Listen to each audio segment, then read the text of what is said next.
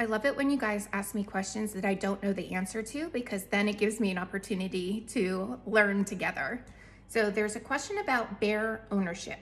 In Italian, it's called nuda proprieta.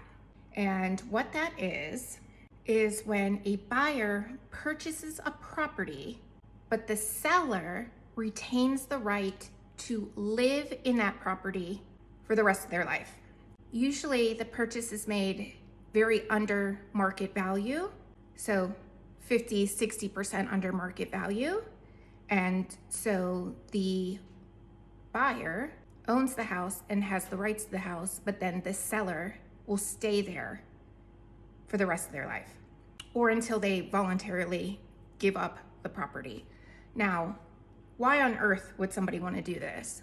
There's quite a few reasons. So first, if you're buying a home that's undervalued, you're getting a great deal. So that's great.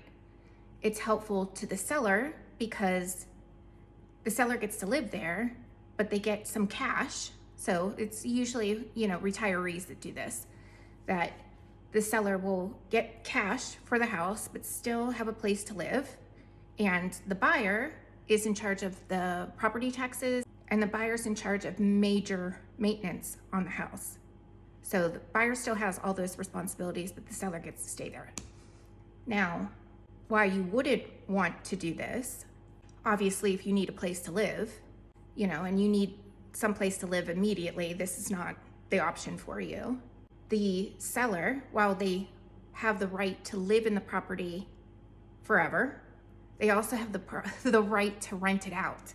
So that can get very dicey, because maybe, you feel really good about the seller and you have a good relationship, but if they decide to rent it out, go into a care home and rent it out, that could be problematic because you don't know who's it's being rented out to. But that is what bare ownership in Italy is, or nuda proprieta.